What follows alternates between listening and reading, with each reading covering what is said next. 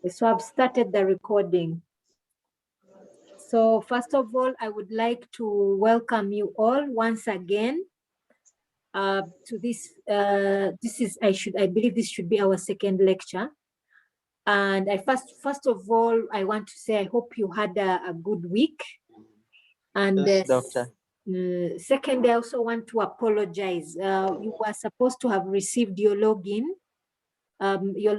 credentials for Moodle, but the ICT team, I think, has had some challenges. So as of today morning, when I spoke to the ICT person that I spoke to last week, he was unable to do so because of some technical challenges.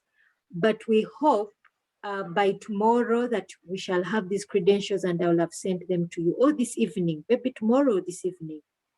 We hope I will be able to send them to you. The big challenge, of course, as I had said, I had attempted something new for this course. I attempted a pre-recording of a lecture presentation and I uploaded it. So it's there for our introducing us to the course. But however, because of that challenge, because you've not accessed the video because you haven't accessed Moodle, we haven't had an introductory lecture. I decided that let me not introduce the lecture. Let me leave it there because I wanted you to see. First of all, it was a new attempt for me, and I wanted you to look at it and see if it has any learning impact. So I'm not going to introduce the module because there's already that part. So I'm requesting if I can leave out the introduction and I move straight to the second topic of our course, which is looking at basically designing classroom technology and teaching models, and just to have a discussion on that. And then hopefully tomorrow when you look at the introductory part, and tomorrow we shall still have our lecture, which will deal with communication in general. But I give you time to log into Moodle, look at that video, and then we have a discussion about, first of all, we have a discussion on the impact it has had on your learning, what you think of it, and then we have a discussion on some of the things that I ask about. So I'm requesting if I may not introduce, because that lecture was already recorded. The only disadvantage is that we've not accessed it on time. So I'm just requesting for that. Is that okay? It is fine, sister. It's okay, doctor. Thank you so much. So today, I really thank you for understanding that part. So for today, I wanted us to look at designing classroom technology. How we would design classroom technology as teachers. What would we do? We know we are dealing with, our course unit is dealing with education technology, basically using ICT within the classroom. Now, when we shall look at the history of classroom technology a bit later, before I introduce you to the actual technologies. We shall look at it. Technologies are not new in the classroom. You yourselves have already been using them. The simplest example is the chalkboard. I think all of us have experienced the chalkboard, either as students or either as learners or as facilitators or teachers. We have experienced classroom technologies of different sorts. The reason why now it is so significant is that ICT has been introduced into our societies, into every aspect of our societies. And you'll see that in the introductory lecture. So we are specifically focusing on ICT as education technology. So I'm just going to begin by sharing my slides.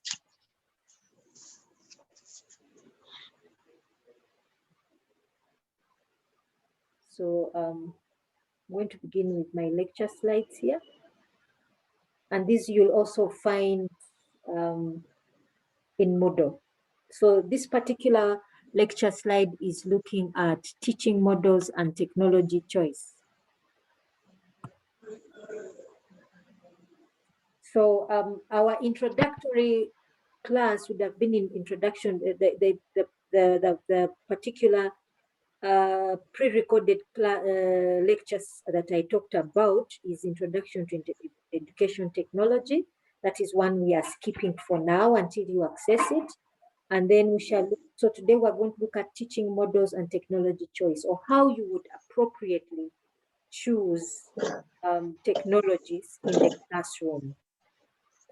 So the subsequent course module, or rather sessions, are outlined in this slide. But I talk about them in detail in the pre-recorded lecture. But for today, let us focus on how would you select which technology to use. How would we do that? We could immediately jump into the different technologies, but we need to understand the method of how we would select the appropriate technology.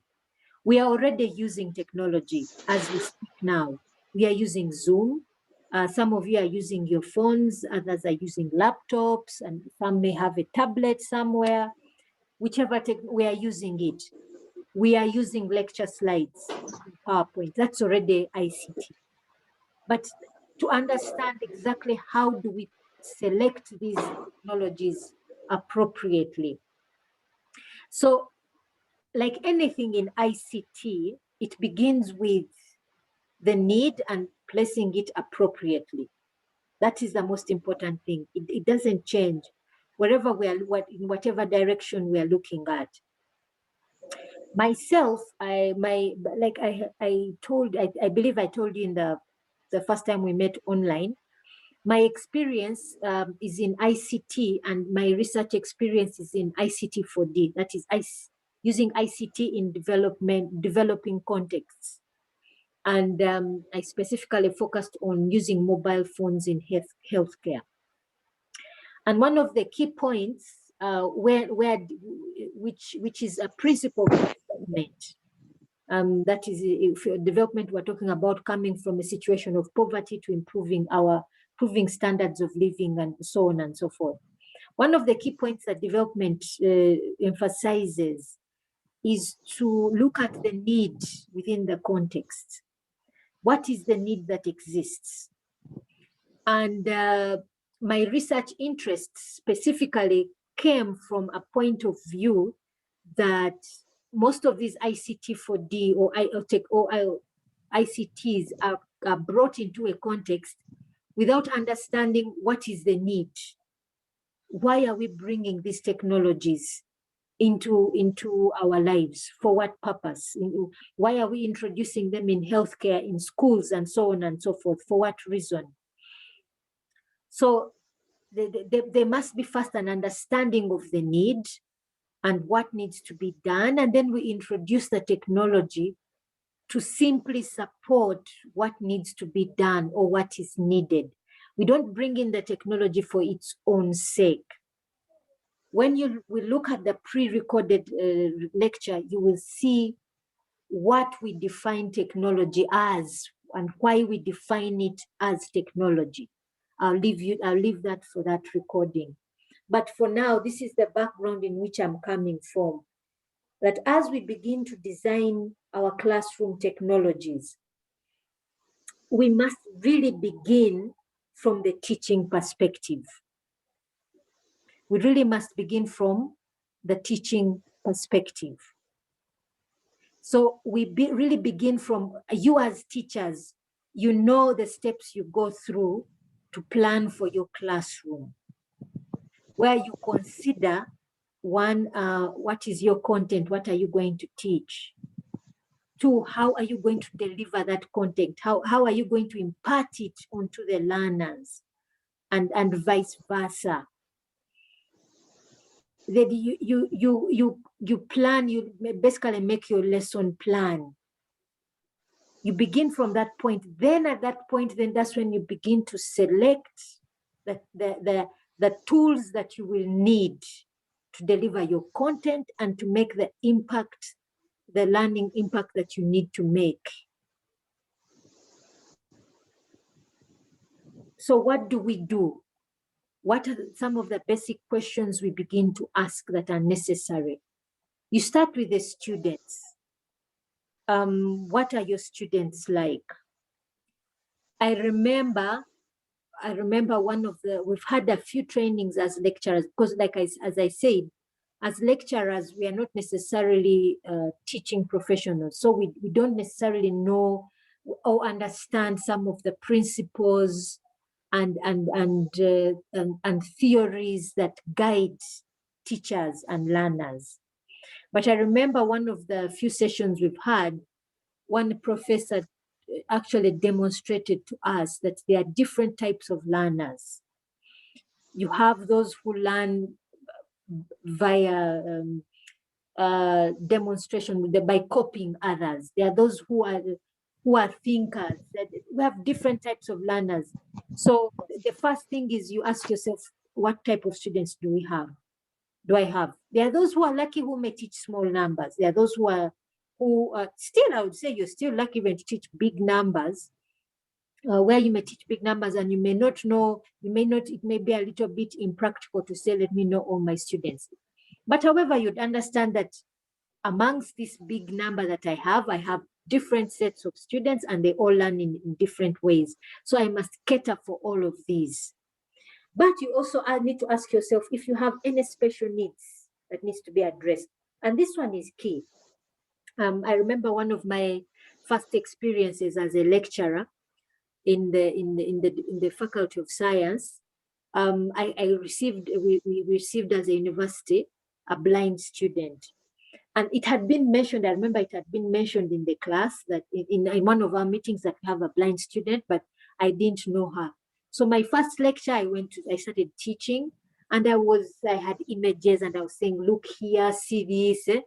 I wasn't aware. Then at the end of the lecture, somebody called me, they introduced her to me. You couldn't tell she was blind because she got blind later on in life. I think it was in her S6 vacation. So, and this was a fresher.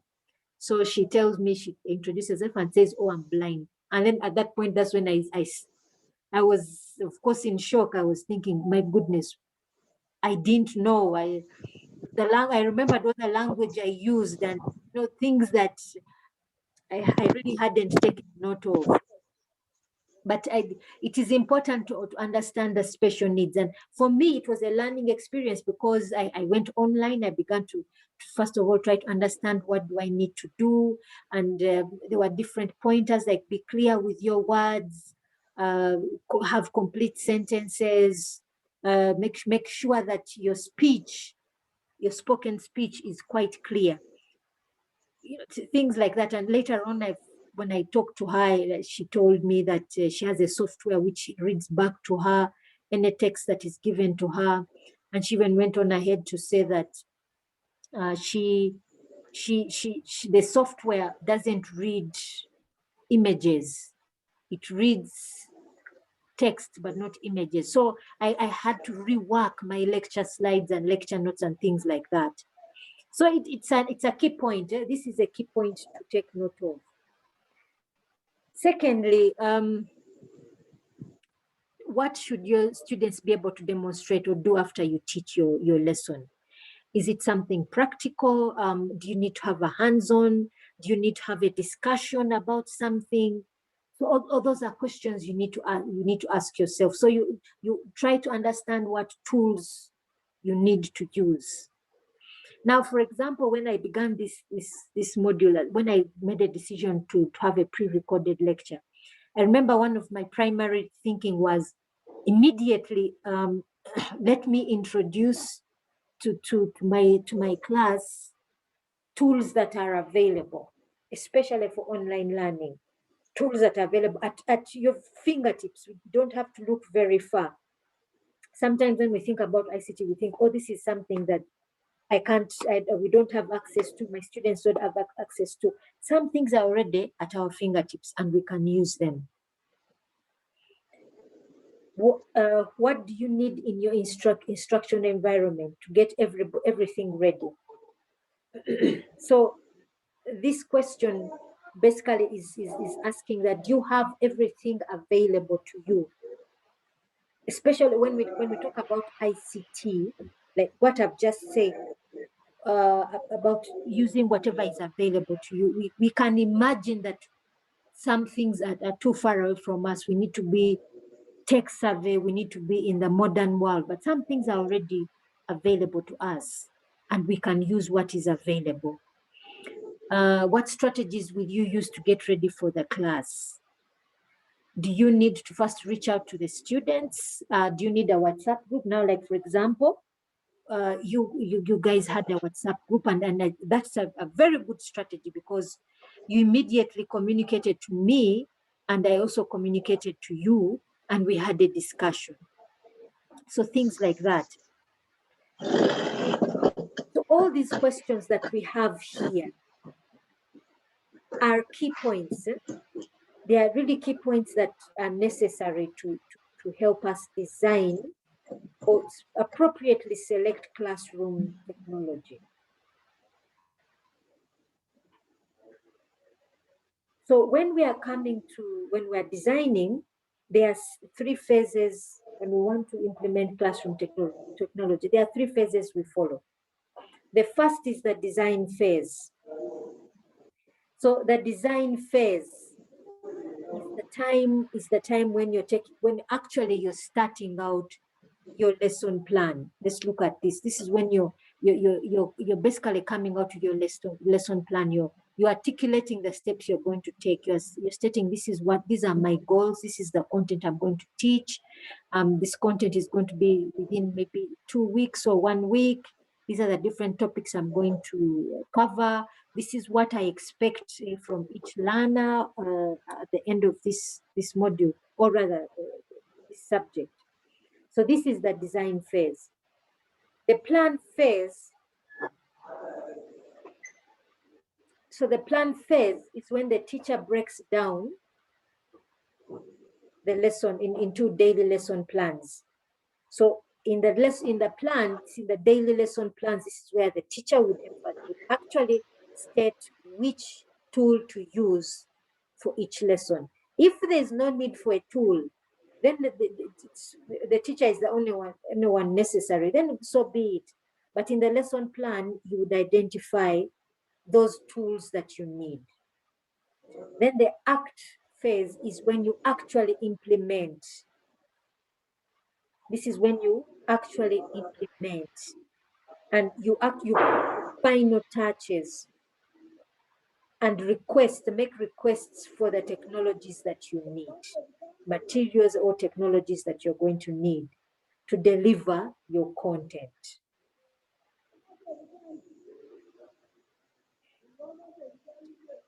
So in a nutshell, this little diagram that we have here, in summary, summarizes all that we discussed in the previous slides.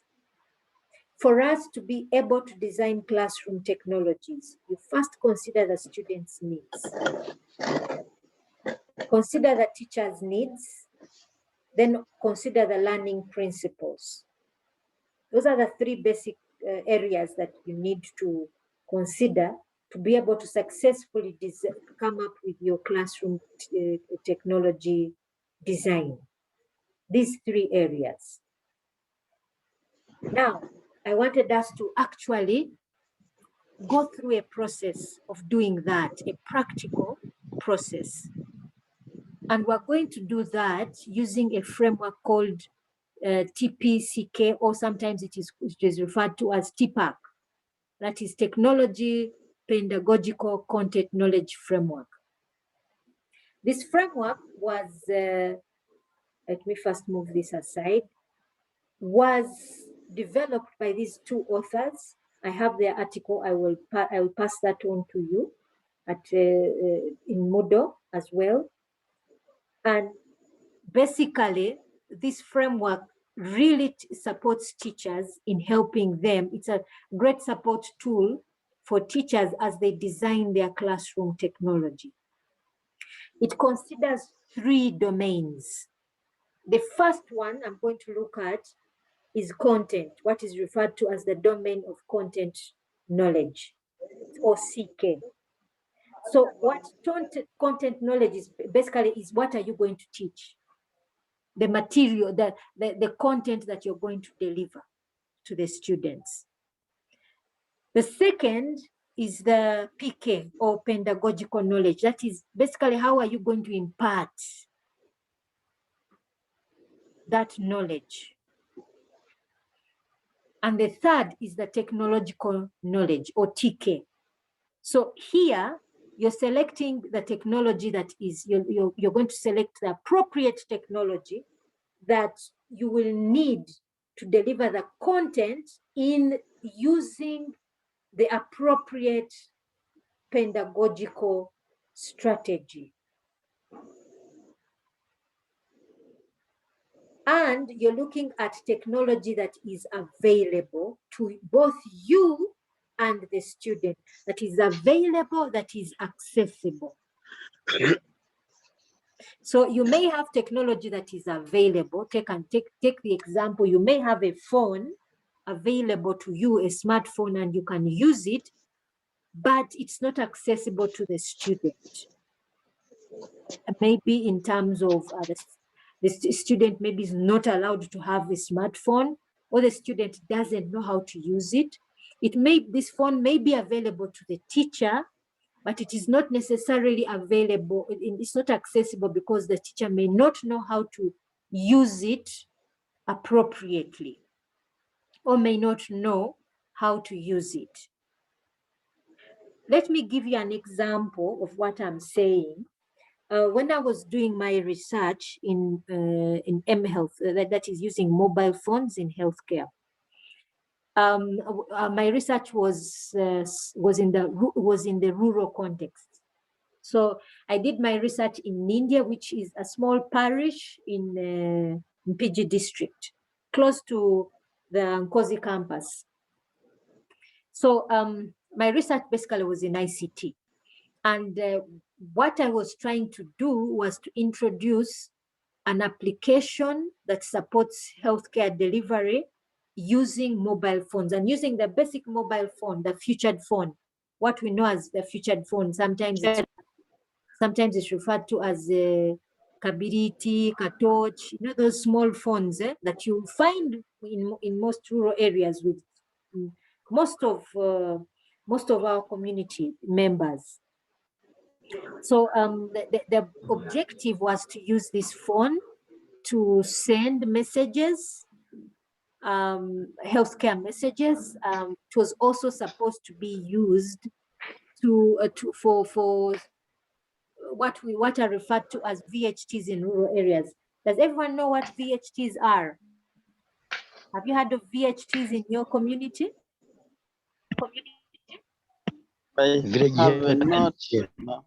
No. Okay.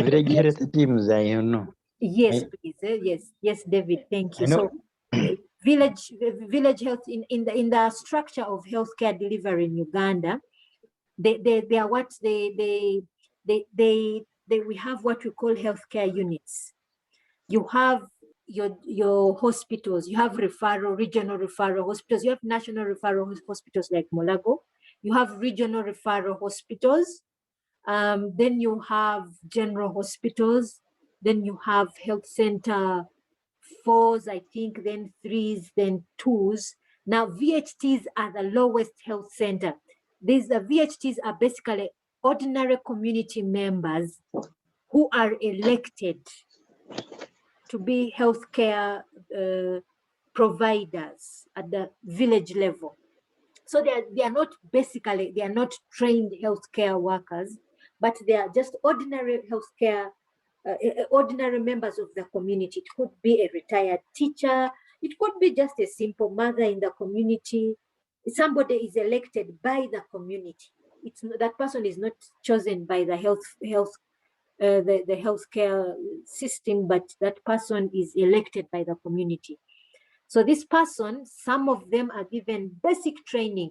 They are basically supposed to do simple things like the first most basic thing they do, they go into homes, they determine who has a pit latrine, who has, that stand where you can put washed dishes, who has a mosquito net. They register new births in a home, and they encourage these people to go to the ones who have given birth to go to the health facility with their newborn babies. Who are the expectant mothers, things like that. They went further and trained them on other things to provide basic first healthcare, preventative or curative healthcare in the village. So this one is basically for children under 5 years. So if your child, let's say, has temperature, and this person can check the temperature, can give the first medication, then refers you to the next health facility, which may be a health center 2 or a health center 3. They basically treat in children things like malaria, diarrhea, and pneumonia or cough. Those 3 things. They do just those simple basic things. Now, because they are given certain drugs, and they also move around homes taking record of some of these things on sanitation, they are expected to give reports. They do so in books, in register books, but however, they said, let's go digital. So they were supposed to send monthly, believe now it's monthly text messages to the district level, or they send it to a central server, and the district health officers are supposed to access that data. However, when we were doing training, we realized that as much as practically everyone had a phone, a few didn't have phones, quite a number didn't know even how to use SMS. So this application was basically to use a simple feature phone, and you're using an SMS to send this report, a simple report. But people didn't know how to use SMS. Actually, the very first time we introduced it, the one elderly gentleman stood up and said, look, the only thing I know how to do on this phone is to make a call and receive it. So in this particular situation, it was a situation where the technology is available, but it's not accessible. So those are key points. So even in the classroom, it's also something that we must remember. Now, this is what I'm going to do. We are going to have a simple discussion. Let me just stop sharing a bit. We are going to have a small discussion, and we're going to use technology to do that. I'm going to send all of you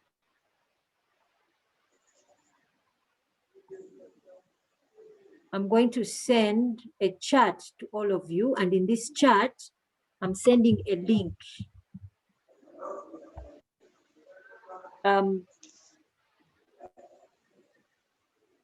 Can you all access that link? I don't know if you've all seen it.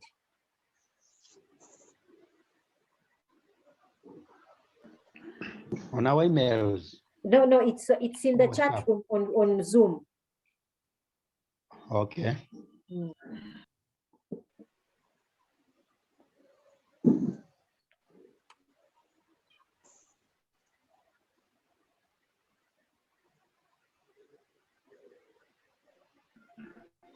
I've seen it. Okay. I don't know if you all can access it. If you just click on that link. Should we Yes, click on Doctor, it? I've seen it, the link. Okay. Can you all click on it?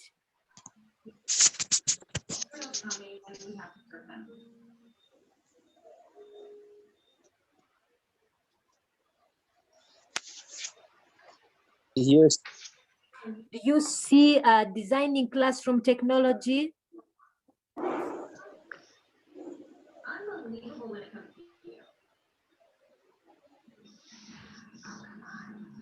Doctor, for me, when I try to click on it, it shows copy the message.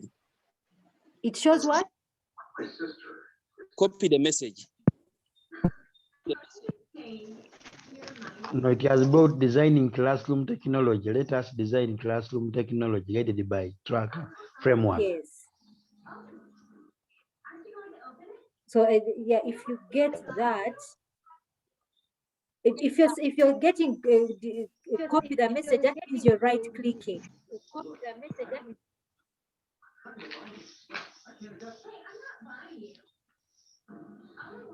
Mr. Msoke, tap once. Yes, yeah, I'm getting. Okay, have you all got that? Are you all on that page, designing classroom technology?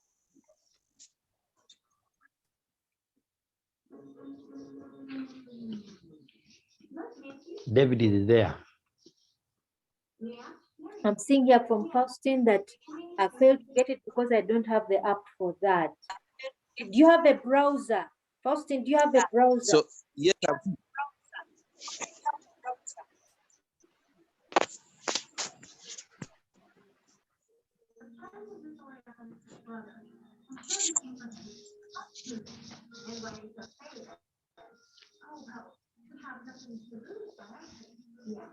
Because it only needs a browser for you to open.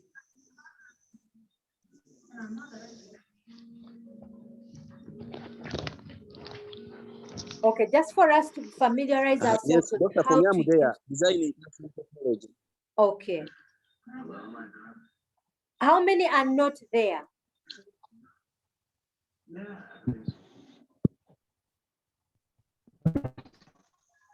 Also there.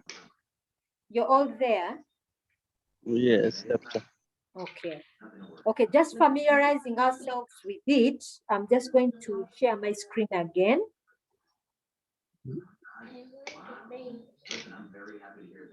So this is what you should be seeing.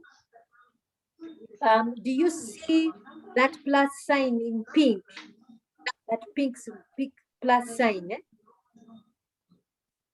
Yes, please. So if you can just click on it and just say hi.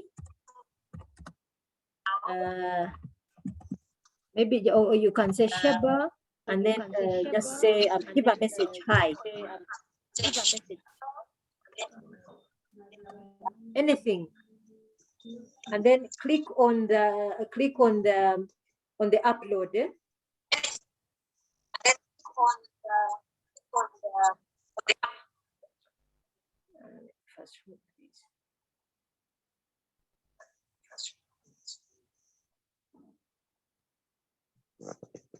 Okay.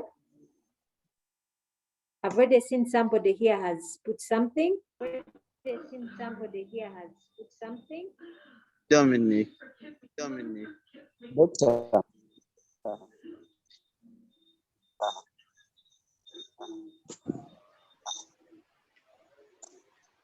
hello, doctor. Yes, please. When I click on hi, what next? You know, I just want you to see how it works, see how we're going to use it. So just type hi, Okay. just hello, anything. Just now the next thing I wanted us to do is to actually begin the process of designing. And we want to design, we want to be able to design classroom technology for a specific class. So I would like for you to propose any subject and any topic.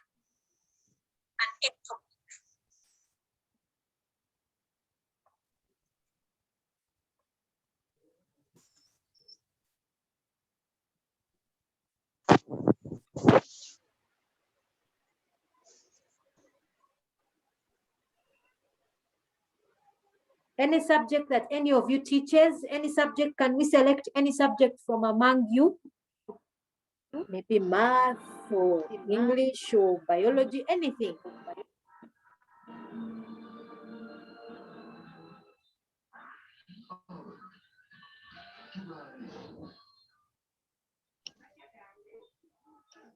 I think English can work. English.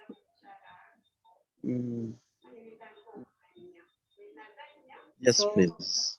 we would say English here.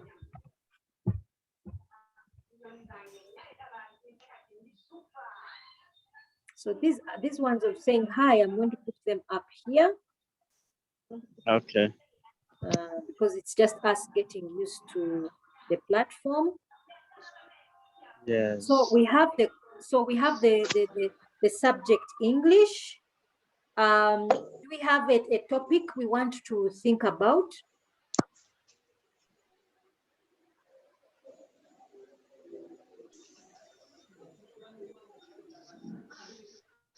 Like parts of speech. Parts of speech. Okay. Yes.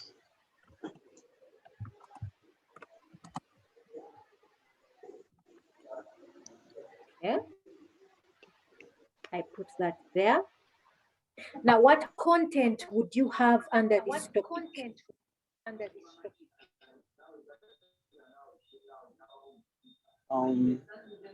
I think the different parts of speech. Okay.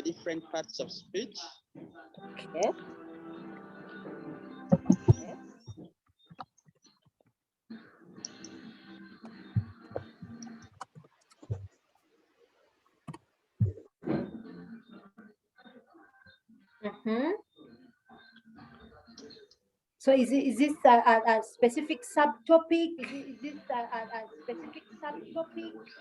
Yes, it can be a specific subtopic whereby we identify those parts of speech. Okay. And then we would probably have examples. Yes, please. So we would want to identify these parts of speech. Yeah? Yes. Yes, please.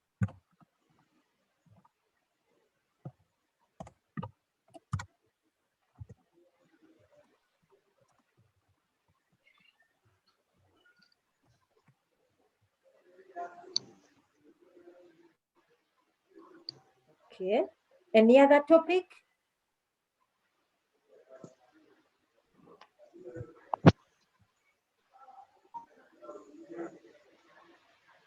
Any other subtopic we can think of in parts of speech? Another subtopic. Yeah. I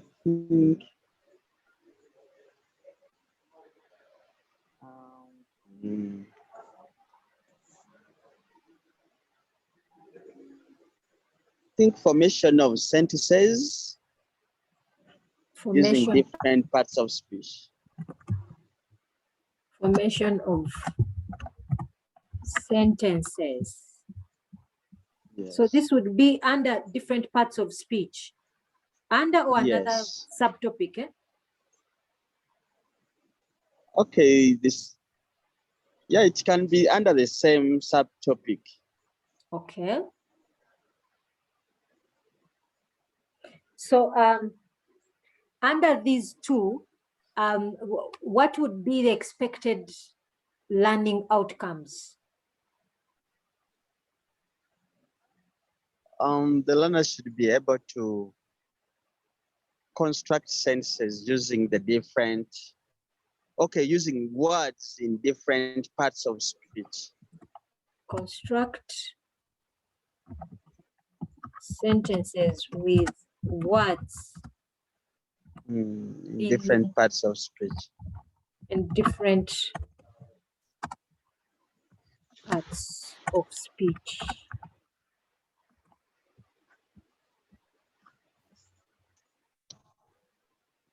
Okay. Now, what would be the pedagogical strategy, or what would you need to impart this skill what would the learner, what strategy would you use to be able to impart this on the student, on the learner?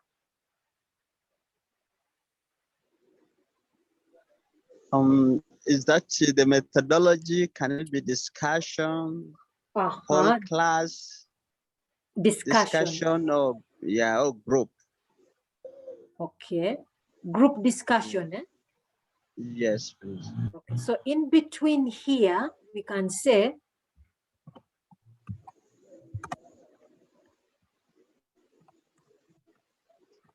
is group discussion. Yes. We would need a group discussion. Yes. As a tool. Okay. Not so. Let me put this down here. Yeah. Let me see if I can link. Is there anything to help me link?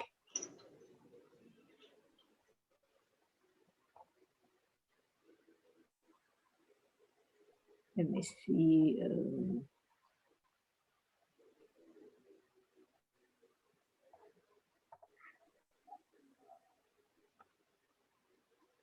I wanted to link this.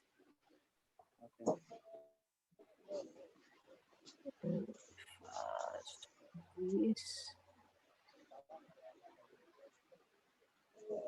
Let it post now. I'd wanted to link it. Okay. Anyway, now, if we're having group discussions, what technology can support this? What technologies are available to help us? Let's say, for example, what technology can help you as a teacher to help a student have this group discussion effectively? What technologies are available? Can all of us brainstorm on that? Doctor, does that mean when we are not together? It could be when we're together. It could be even when we're physically in the classroom. Okay. Even when we're physically, because we can use the technology either way. We could be physically in the classroom. I'll give you an example. I started using Moodle even before COVID. And I used to go to Novaga. I meet my students. I would have uploaded my lecture slides on Moodle. And I come into the classroom, whether with my phone or with my tablet. I tell them, please download the lecture slides. I didn't use a projector or things like that. So what would you need to enhance that group discussion? It could be in a physical classroom. It could be in a virtual classroom like what we have now. Remember, you can have either one of them. Remember, okay, you'll see this in my pre-recorded presentation. Technology, one of the things I emphasize in the pre-recorded lecture is one thing that ICT has truly brought out about education, or education technology, what has really brought out, is the fact that education is, or learning is, a lifelong process. It isn't just that we learn when we are physically in the classroom, when we have our scheduled classroom. We should, the learning process must continue, or must even have started even before the physical classroom, either physical or virtual classroom actually begins. Learning must have already started. By the time the student, the learner comes into the classroom, even the teacher, thoughts must have already been formulated. There must be ideas that have already been discussed. So we are thinking about this, that you as a teacher, if you're going to teach, for example, English, you're going to teach different parts of speech, even before your students come to that classroom, you would already have begun a discussion on it. So let us imagine that, yes, you can have that classroom technology, the physical and the technologies that you have available, but even let's say before you come in, you may already have started the discussion on that particular subject. So you might have already had groups made up. So what technologies would you use?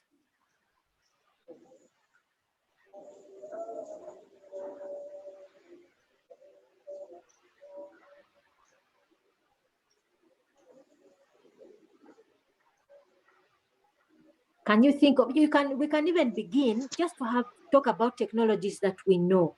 We never know, you never know what we already know. What technologies do you know of? What ICTs do you know of? And doctor, it depends on the school. Yes. There are schools down there where you can't find any technology at all. Yes. But if it is like some schools in Kampala where you have computers, I think it would be better to group them. Yes. Give them one PC or one laptop. And of course, the internet is there. Then they surf, they find out the information that is needed. Yes. Yes, doctor. Yes, please. Yeah, I think that is a good one. So Hello, doctor. Yes, please. And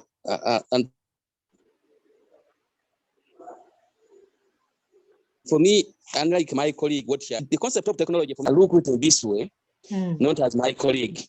Take an example. If you can bring a pre-recorded audio, that's really technology. If you can design a good instructional material that can aid you in the class teaching. Yes. So for me, maybe, I don't know, I may not look into like how my colleagues having.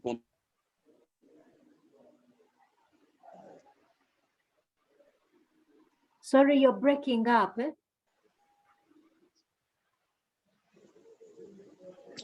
Anyway, I don't know. That's my submission, Doctor. Yes, please. But I think I got the gist of what you are saying. I got it, and I like your line of thinking. Edwin. Yes, I think I really like your line of thinking. Imagine the student may not have access to let's say to a computer, may not have access to a phone, but you the lecturer, you do, you the teacher, you do. Imagine, like he said, imagine you have an pre-recorded audio file. Maybe in that file you have certain sentences you have constructed, or it could even be a composition that you read out loud to the students, and then you give it to them in groups and you ask them to discuss.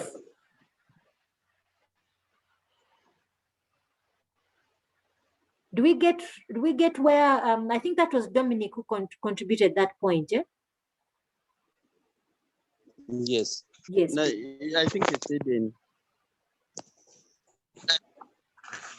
It's a good one. It's a good point. Yes, I think that is a good point. Does everybody get what he was trying to say? What he has brought out? Yes. I get it. It's a good one. So it is in, it's when we think about this technology, ICT is extremely vast. It is so huge. Automatically, when we think of sometimes when we think of ICT, we automatically think of a computer and the internet. That's not always the case. He has brought out a really good point, and I think let's put both contributions, because both are good. So one, it would be a pre-recorded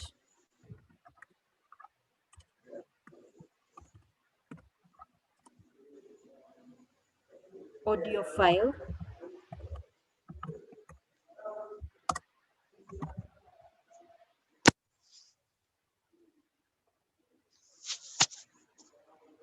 this is a technology you can use. And the second one was, if you had the technology available, allow the students to I think you said it was search, or just to do some research, online research. Yes. Online research on parts of a speech.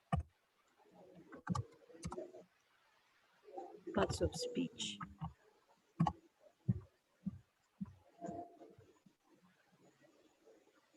So already here we can see technologies that we can use. The first example really shows you even the first of a pre-recorded file. It shows you something, a simple technology that we have at our fingertips that any teacher would most likely have. A pre-recorded audio file. Even you, the teacher, you may have access to internet, which the student doesn't have. And you yourself, you may not record that file. You may go online and find it and download it. Take an example. Most of you have, you may have seen, you know about YouTube, for example. I think all of you know about YouTube, eh? Not so?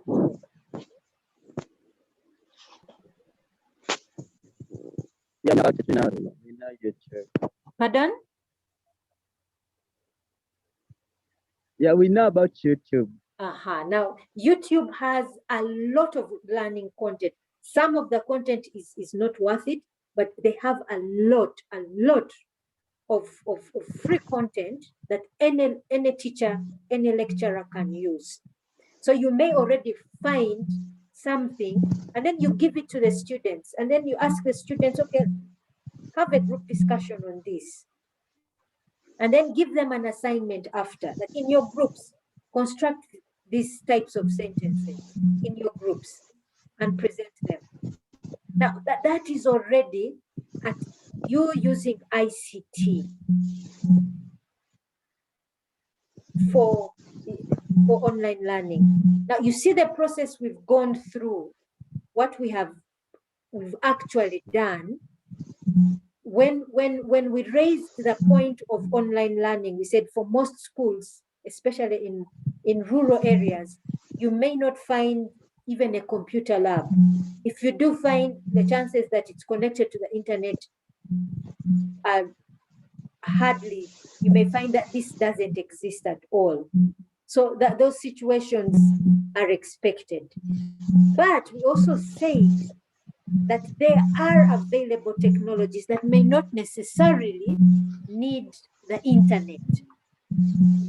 Like we talked about a pre-recorded audio file, which any teacher can do using any smartphone that we have. Even I'm sure even there are some featured phones now which can do that, because you find the featured phones now which gives one access to Facebook, to WhatsApp, and it's a feature phone. It's just a simple feature phone.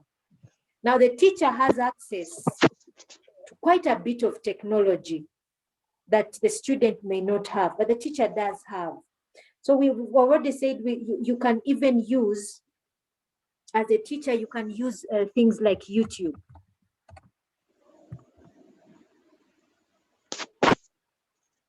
You can use something like YouTube. I'd wanted to link all of these, but this is also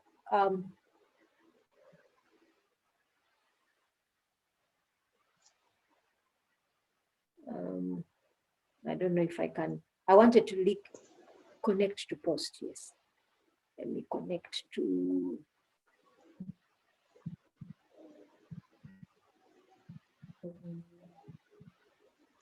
Okay, yeah, that connects. We notice that you can have your pre-recorded file. It can also be in terms of YouTube. Yeah. So you notice something like that.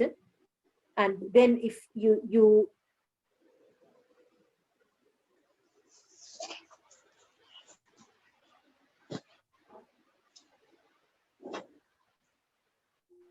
So the pre-recorded audio file can then be used by the discussion group. Then I can also connect this one. My apologies, I lost connection there. My apologies.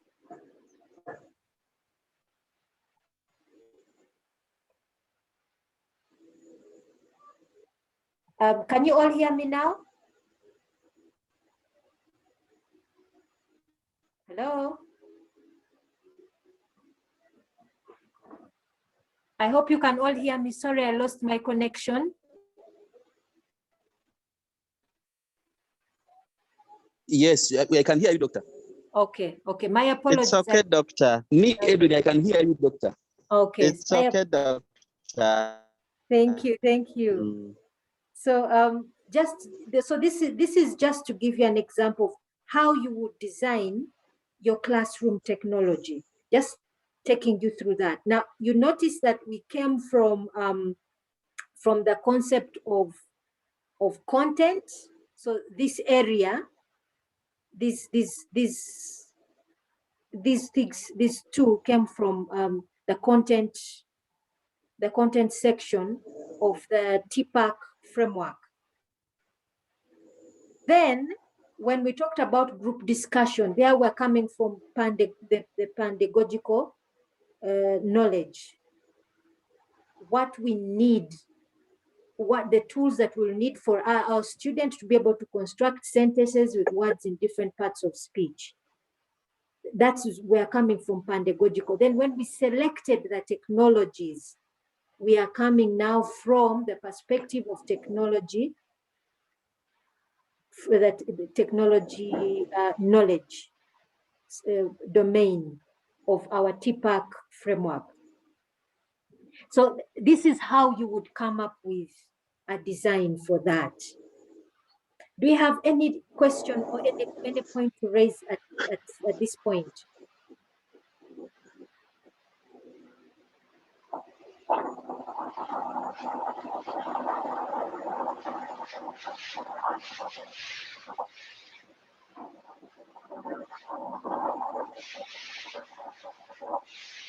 Do we have any questions?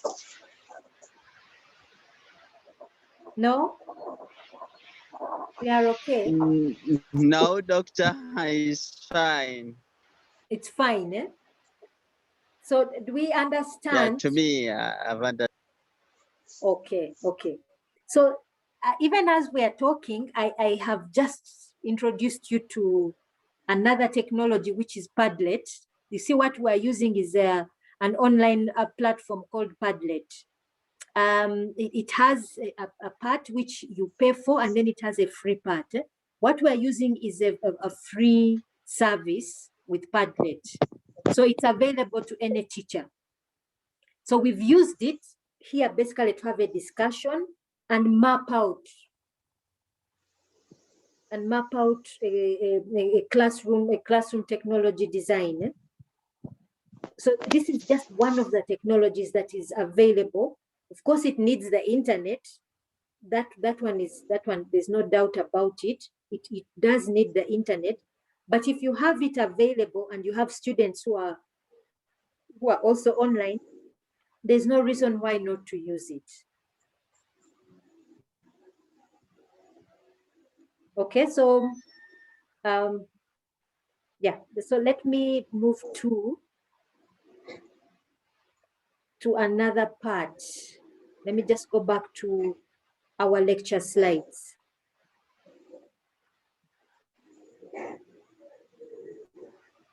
Let me just come back to our lecture slides.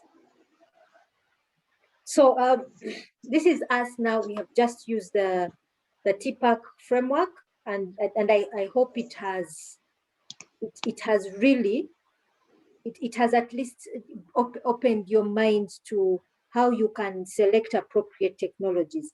If you look at the framework itself, the different domains that exist, you have this area where you have an intersection, this green area, where all the domains clearly intersect. Now, from our discussion, depending on your context, you may find the pre-recorded audio file it would be extremely good, would work extremely well for you. By the way, we didn't even mention other technologies.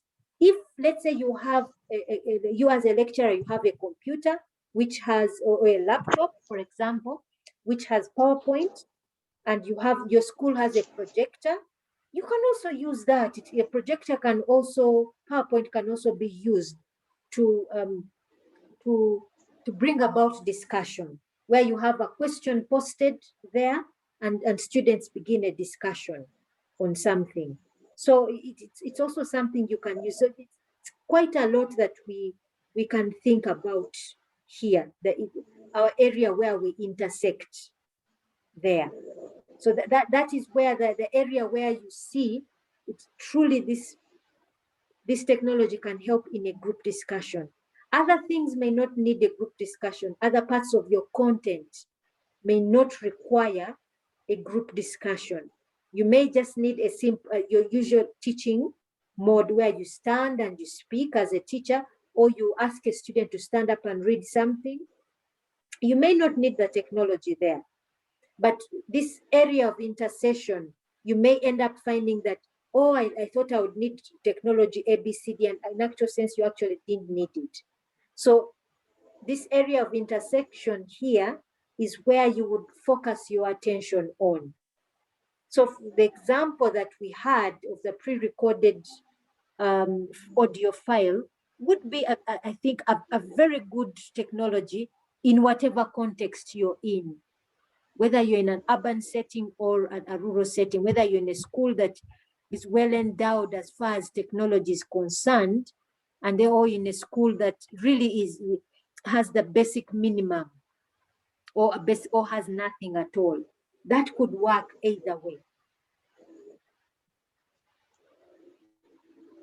So in theory, let us look at teaching technologies that are available, or teaching models that we have available. And this is where technologies come in. So the first one is the behavioral model. So the behavioral model really looks at a student learning at their own pace. And so with the behavioral model, this essentially suits e-learning technologies, where, for example, our example of a pre-recorded audio file would be a very good example, where you allow students, give them something to go and think about, and then maybe later on they come back and discuss whatever it is they had on the audio report. Then also the example we had of if you have students in a group and you have a computer connected to the internet, you give them an assignment to go and research online. So that would be such an example, which allows for independent learning, or a student learning at his or her own pace, or a group of students for that matter. Now, that would be, that kind of technology would be really handy to support the behavioral model. Then we have the personal model. So the personal model really looks at direct interaction between a student and a teacher. Now here we have vast amount of technology that can support direct interaction. So for example, we have WhatsApp. We have the WhatsApp groups, or not even the groups, but where a student can send a message to a teacher via WhatsApp and vice versa. We have things like email. Email really, it is one of the oldest technologies that we have, but it also supports direct interaction between student and teacher, or learner and instructor. You have also our e-learning, the different e-learning platforms that we have. When we go through e-learning platforms, I'll take you through e-learning platforms like Google Classroom. When we come to multimedia, you will notice that you can actually have a direct interaction between the student and the learner. You'll notice that once you access Moodle, it also allows for that direct interaction. So that direct interaction is especially helpful. Let's say when a student didn't understand something in class and may not be, the student may not be open enough to discuss this with you within a class, maybe they're a bit shy. I had that experience with the class which I've just completed in ICT, where I was teaching something, but during the class, one of the students didn't ask me directly, but I found a WhatsApp message later on from this student asking me something that I had discussed. And I felt, oh, maybe this student didn't feel confident enough to ask me during the class. So there are also those models. There's also that technology that supports that kind of teaching model. Then we have the social models, which allow students to learn in a group. So we have already looked at some of those examples. For example, now one of the things we've used, Padlet. Padlet allows us to interact socially as a group. WhatsApp is another which supports it. E-learning platforms, again, like Moodle and Google Classroom, also provide for group discussions or forum discussions where you have a group of people interacting within a group itself. Then you have what we call information processing models. So these technologies enable students to learn how to process information that solve global challenges. So this may be a little bit more advanced. This may be a little bit more advanced and may require some critical learning skills. So e-learning platforms have quite a bit of this. We shall see some of those as we move on, but let's continue with our discussions. Just to complete our discussion. So just to give you some tips on how to select your technology appropriately based on these technologies that we have seen. We've just seen a few, but we shall have, as we go through each session, we shall go in depth. So the teacher, first of all, needs to know how programs and which to facilitate teaching and learning. You need to know what is available and what can support. So you, the teacher, number one, you must begin to familiarize yourself with technology that is there. Now, you may say, I'm a teacher, I'm not an ICT person. Things are now changing. It's no longer an excuse to say only ICT must only be known by ICT professionals. We are now all called to know and use ICT. I'll give you an example of UMU. I think until maybe 2 years ago, the only thing teachers or lecturers knew at UMU was I can use my laptop, I can use PowerPoint and a projector, period. That was it. Nothing beyond that. Lecturers basically didn't look beyond the laptop, PowerPoint, and the projector. They just didn't look beyond that until a project was introduced in UMU called TESIA.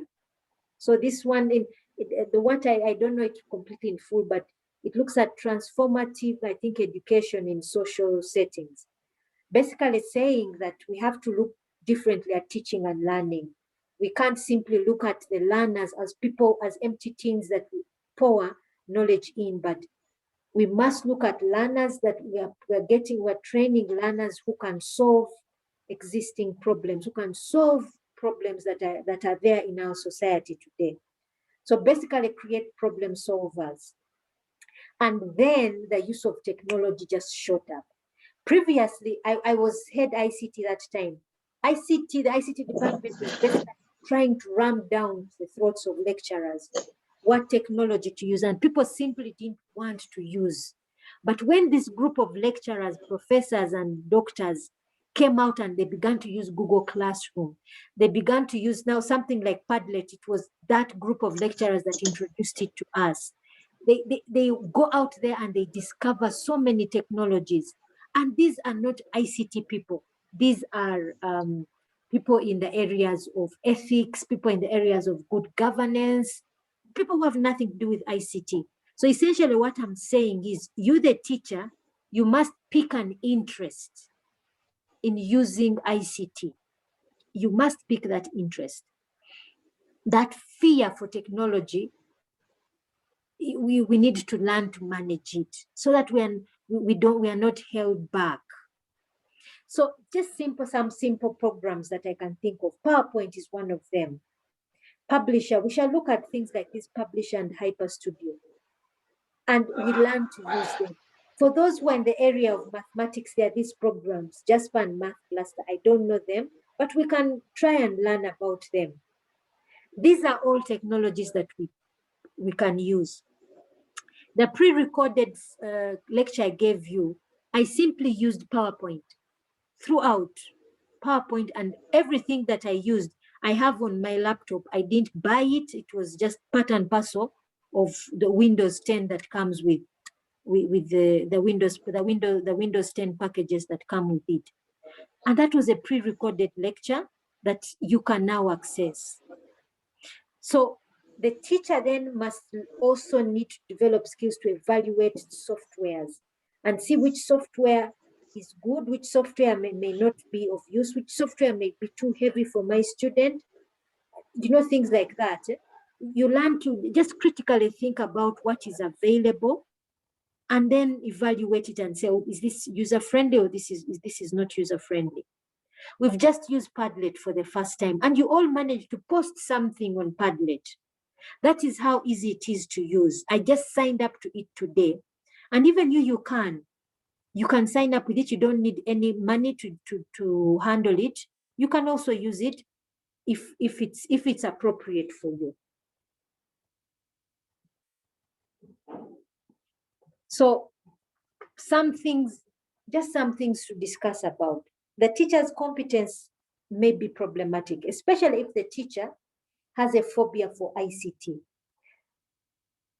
For me, as a person, I would say there is no such thing as, it's not impossible to say. I think it is impossible to say that you can't learn ICT. It's possible for everyone to learn ICT. There is an assumption that only those who are good in certain areas can pick it up. No, that is not necessarily true. If you look at my academic credentials, which I give you in my study guide, I didn't come from a background of ICT. My first degree was in ethics and development studies. So I come from a purely arts background as a profession. And I only transitioned into computing because the very first job I got, you all understand the situation of Uganda where jobs are not easy to get by. You get the only job that you can. The very first job I got was in an ISP, that is an internet service provider, way back in 1998. And this ISP, I learned how to, basically, that's when I first learned even what the internet was. When I went for my first job interview, in that ISP, I was asked, what do you think we do here? I had read on the poster in the reception, it said they send faxes. So the manager asked me nothing about internet or email, and I didn't even know what internet or email was. So you can imagine how ignorant I was, how little I knew. Let me not say ignorant. Let me just say what little I knew about ICT. But looking from then to now, how far I've grown. If that opportunity had never come, and I wouldn't even have taken a leap to do a master's degree in computing. And even when I went to do the master's degree, I was really green. I had classmates who knew so much, so much, but slowly, bit by bit, I picked up. Now for teachers, what this course is asking, or what this thinking, where I'm coming from, we're not asking teachers. I think the world is not asking teachers to be ICT professionals, no, but to be ICT users. Yes, there is a difference between ICT professionals and ICT users. The fact that we are currently using phones, we're using laptops, we're using Windows, That makes us ICT users. But the world is right now asking us to be much more than just the basics. Let us open ourselves to more and more things. So essentially what we're saying is that let our expectations expand the horizons for us. Let us be real ICT users and learn to teach ourselves how to use ICT.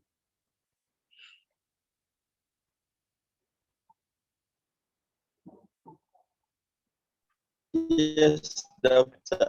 Yes, please. I think it's important for teachers really to embrace ICT and make the best use of it. Mm-hmm. I think that's a very good contribution. It is really important that teachers make best use of the technologies that we have. One of the discussions you will find in the pre-recorded lecture, one of the things that lecture emphasizes is that the student is now getting into a world which is technology rich. Whichever student that is going to pass through your hands, it is imperative that they understand that. It's extremely important. But the only person who can pass this kind of information to the student is that teacher who he or she himself is open to the idea or to the understanding that technology is driving the world in which we are in today. Any job that you get into, you're expected to have had some kind of experience with a computer. It's expected now. You can't go into any workplace and you say, I'm not computer literate. You can't do that now. It's necessary that you are computer literate. It's necessary that you are not just computer literate, but you're ICT literate. It is important. So the teacher is a key variable in technology implementation and its effectiveness. So it is, as we continue with the discussion, I don't want to repeat myself. Basically, it is to emphasize this point that the teacher's impact on using ICT in the classroom is extremely important. If the teacher doesn't introduce this to the students, then it's almost enough to say that the student may never have that access, or if they do have that access, they'll have it in an inappropriate manner. So briefly, that is my lecture. Let me just end the slide. Do we have any questions?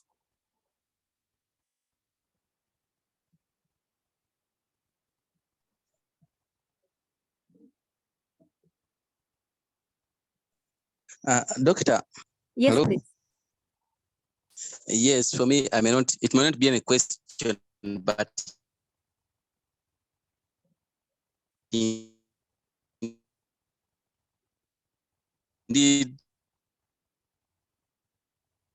Sorry, Edwin, you're breaking. We haven't got your question clearly.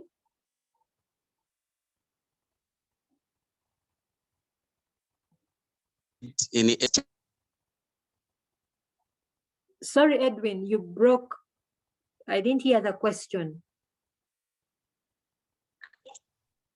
Mine was not like in a form of a question. Okay. But I was emphasizing a concept that from what you have discussed today. Yes, please.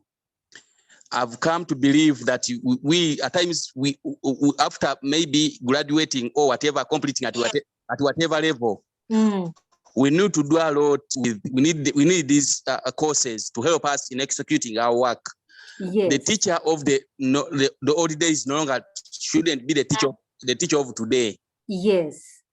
And the way you've conducted this lesson indeed has impressed me, and it has given me a challenge even to learn more, other than the normal ways I've been conducting my lesson. So it was a matter of appreciating you, Doctor. Thank you. Thank you so much. Yeah.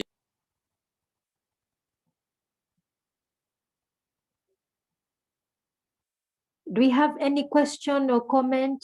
Anything that was not clear?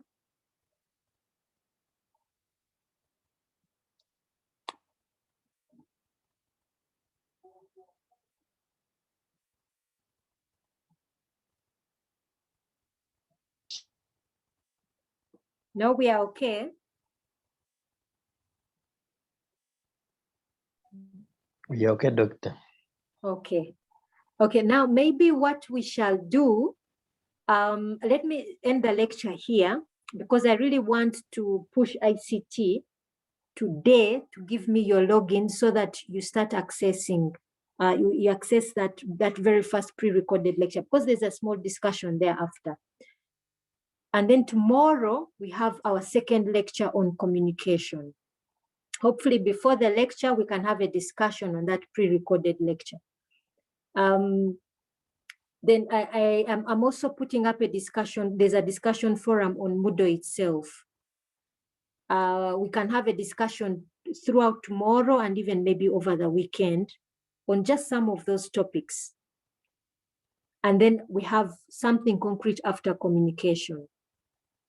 Is it okay if we end the lecture here? It's okay, doctor. Okay, okay. So I'm going to stop recording and then I will also upload this video onto Moodle itself. So you'll have access to this lecture as well as the lectures. The lecture slides will be there on Moodle. So you'll find those there. Okay, doctor. Okay, thank you so much for You're welcome. For listening and for attending. You're welcome, doctor.